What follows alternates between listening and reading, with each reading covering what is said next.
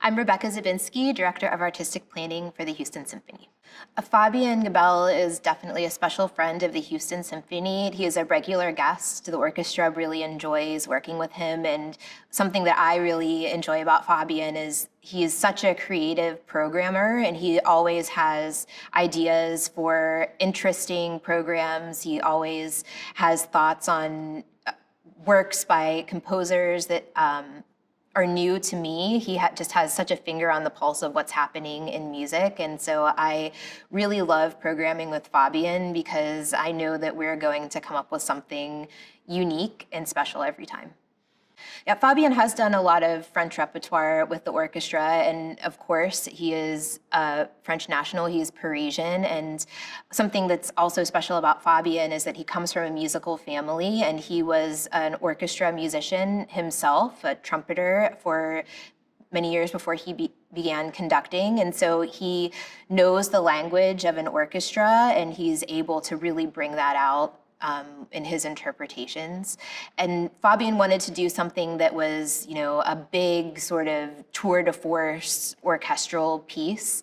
And I think, after the concerts in the pandemic, when we were only having really small orchestras or really small ensembles to offer, I think that many conductors now are, feel unleashed because they're able to, have the full forces of an orchestra available to them again. So Fabian is conducting the Fountains and Pines of Rome by Respighi, and this whole program is so theatrical, and it really is a nod to Fabian's experience in playing in an opera pit with opera orchestras. He has that flair for the dramatic about his conducting, and there is nothing more theatrical than the ending of Pines of Rome with that march down the pines of the Appian Way. It's so exciting, it's so iconic, and we're really looking forward to it.